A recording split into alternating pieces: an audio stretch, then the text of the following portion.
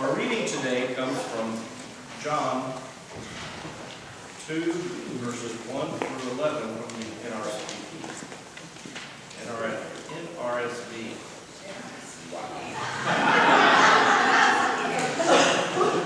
Acronyms at work usually have to have a very special meaning. I have to watch it when I can't find it.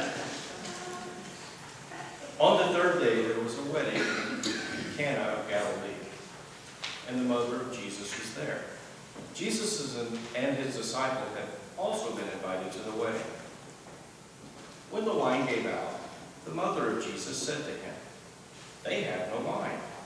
And Jesus said to her, "Woman, what concern is this to you and to me? My hour has not come yet." His mother said to the servant, "Do whatever he tells you." Now standing there were 6 stone water jugs for the Jewish rites of purification, each holding 20 or 30 gallons. Jesus said to them, "Fill the jugs with water." And they filled them up to the brim. He said to them, "Now draw some out and take it to the chief steward." So they took it. When the steward tasted the water that had become wine and did not know where it had come from, though the servants who drew the water knew, the steward called to the bridegroom and said to him, "Everyone serves good wine first, and the inferior wine after the guests have become drunk. But they had kept the good wine until now." Jesus did this, the first of his signs in Cana of Galilee, and revealed his glory, and his disciples believed in him. This is the word of God. God is still speaking. Thanks be to God. Oh God, we stand in your amazing grace. We know we're not perfect, and yet your love abounds. Your mercy, the forgiveness, the grace that you give us, the life. In you there is life. Help us to realize that this day, bless the speaking, the hearing, and the living of your holy word. Amen. The wedding at Cana. It's told in the Gospel of John, and when I think of this wondrous miracle of Jesus turning water into wine, this was the first miracle that Jesus performed, according to John, when he started his ministry.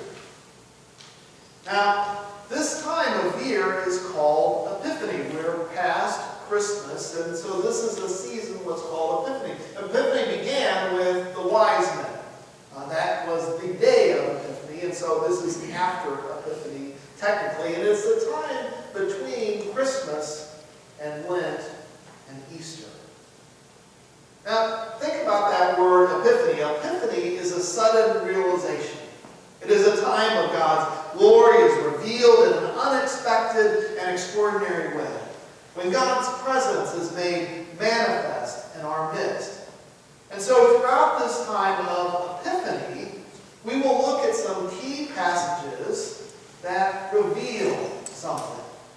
Something extraordinary about Jesus, about the Son of the living God.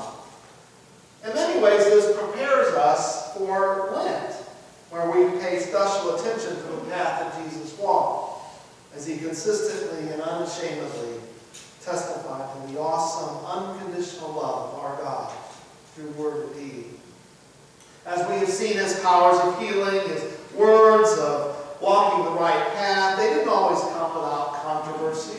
It was obvious early on that the path that Jesus walked, as he continued to challenge the status quo and the human powers of his day, that it would inevitably bring him to that cross.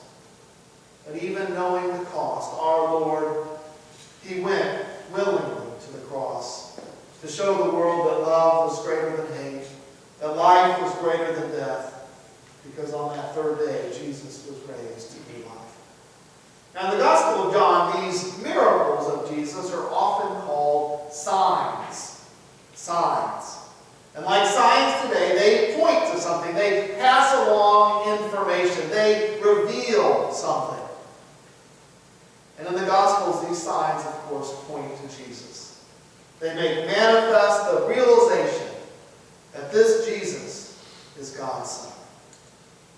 Now, this miracle to me, it's always seemed a little strange. I don't know about you, but kind of mysterious, and especially the way that the story is told. Now, first you have this conversation between Jesus' mother, and Jesus basically tells her to mind your own business, woman, but then he does exactly what his mother told him to do, right? And then think about the miracle itself. There's no fanfare, there's no special attention drawn to the moment, there's no oohs and ahs. My dad was a magician. I've even done a show or two, and presentation is everything. But this story, only the disciples seem to figure it out, maybe a servant or two. What's that about? But I want to start with the wine. So, to a devout Jew living in the time of Jesus, wine was a symbol of life. In all its fullness, rich and full of zest and body and joy. Of course, also, water could be contaminated. Having it fermented, that helped keep health-wise. So, in some ways, it was healthy, much healthier to drink wine than water. But in their culture, in Jewish culture, wine was part of their lives. It was part of their feast. It was served in almost every meal. It brought joy and happiness. It could lighten the mood, uplift the spirits. Of course, us living today, we know about alcohol. And although it seemed at that time wine was a blessed gift, we all know that alcohol can have its destructive qualities as well. And we know some are given over to the addictive quality of alcohol, and some even know the horrible effects of alcoholism. Throughout my years, I have known several recovering alcoholics who have shared firsthand experiences with me, the harmful, destructive effects alcohol has had on one's life. Lives have been ruined by alcohol, and like any drug, it can kill you and rob you of your life, and it enslaves you to your addictive needs. And the worst thing is that alcohol, it doesn't just destroy individuals, it destroys families, marriages, innocent children suffer. They all suffer because of alcoholism. But at the same time, I've also seen that God has worked a miracle in a person's life to help them return from the hell that they were part of, that once ruled their life. And virtually all thanked God for the fragile sanity and peace that they have found once again. But I'm talking about the wine of life, the good wine that we are to seek in our lives, the kind of wine that fills us so that we are no longer thirsty, the wine of Jesus Christ that we must drink, to taste in God's richness and fullness, and to let the Lord's Spirit become one with us. Jesus Christ is the good wine, a wine with a zest for this existence when we realize that we are really alive for the first time in our lives. Although alcoholics may know nothing but pain and misery, depression, loss, once they clean themselves up, once they claim that grace of Jesus Christ, and they feel that they have at least been able to deal with this addiction, and then embrace the love, strength, and power of the Holy Spirit, I believe they too finally taste the wine of life. It's the good wine of Jesus Christ that brings redemption.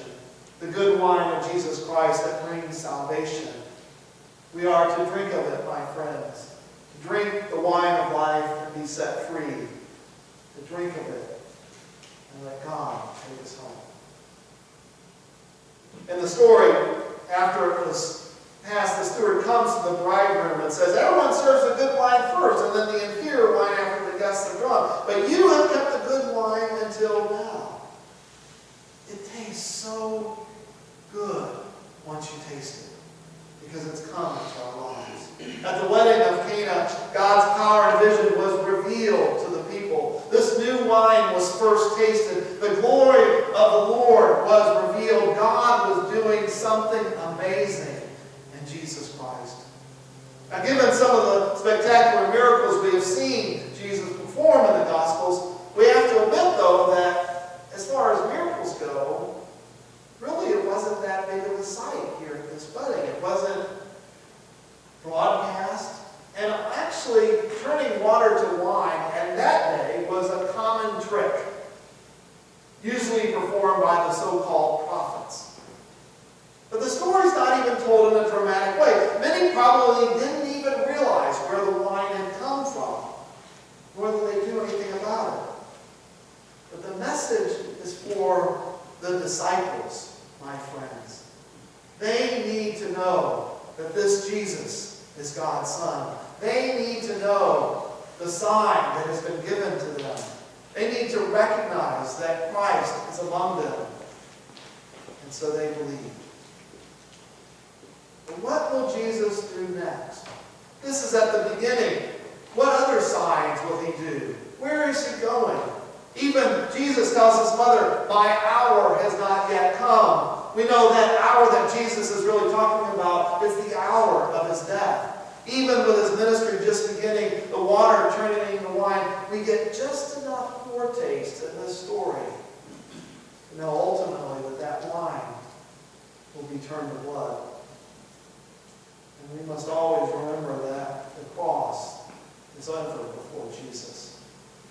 Jesus Christ lived, died, and became alive again so that we might lead a fuller life, a life closer to God, with more meaning and passion.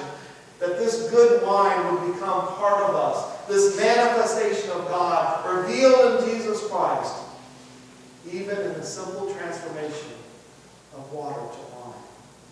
Because we know that God can transform our lives as well.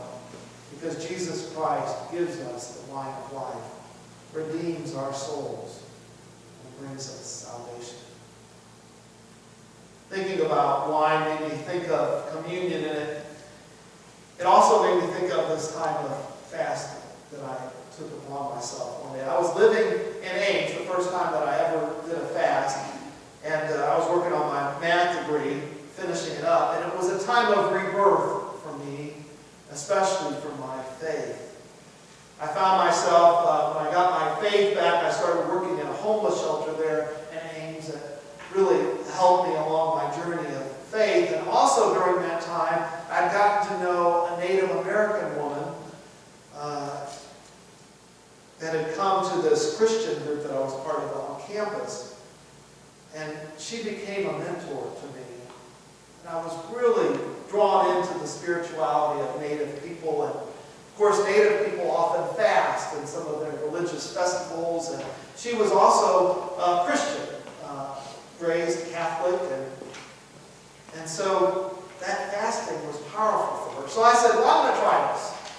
And I decided that I would fast during right before Easter. And I thought, it makes the most sense to me. Communion is a very special meal. It's sacred. So I'm going to have communion be the last and the first thing that I have.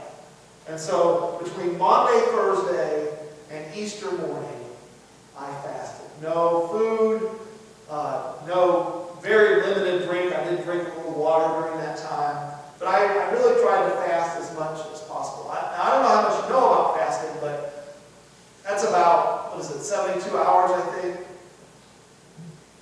Really, during that time, you only get really hungry. I mean, you start to feel it. When you fast, you're really hungry at first, and then you find that you're really not that hungry at all. But it kind of comes in waves. But anyway, that was the fast, and I had to stay Saturday night at the homeless shelter. I had to work. That was when I worked, often on the weekends. And I would go in at 4 in the afternoon and stay the night, and then leave in the morning. So I was going to be at the homeless shelter on Easter morning, and I was going to be famished, and I was like, I got to have communion. Of course, nobody would come, no minister would come on Easter Sunday morning to the homeless shelter to come give me communion, so I prayed about it, and I could do this.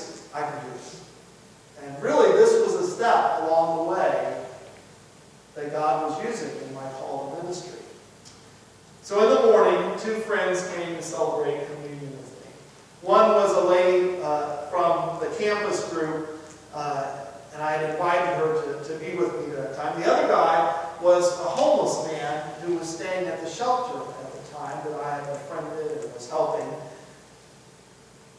And so I stumbled through the words of institution as best I could remember them, even though I had practiced, and offered a bit of a prayer. And I had gotten some fancy bread from the grocery store. You know, I wanted it to be good bread. And I remember I took off a piece of that, and I took a pretty big chunk. And I wish I could say it melted in my mouth, but really, I had to chew and chew and chew and chew. But it tasted so good. I mean, it was the best, to me at that time, it was the best bread I'd ever tasted. The wine, and I had real wine, it was a pretty big quart, pretty heavy stuff. It burned coming in. But what I realized, the reason it was so powerful for me was that this hunger that my body felt, that I was famished, it matched really, or even more so, the spirit in me that hungered for God. That spirit, and that was so powerful for me in my faith to realize how my spirit, how my soul longed for God. And here I was, feasting upon Jesus Christ, and that Jesus Christ was the answer to all my longings, even more than my physical needs. God gave me something more powerful than that, the wine of life. When we talk about the wine of life, you're going to think about Holy Communion, and we are right to do so. We celebrate this sacred meal every Sunday because it's foundational in its importance to us in our faith and our lives. And I hope that when we share the bread and drink the cup, that you too will touch upon that passion that your soul longs and hungers, that can only be given by God, Jesus Christ. It is the wine of life, my friends. Drink of it, my friends. Drink the good wine of Jesus Christ. Amen.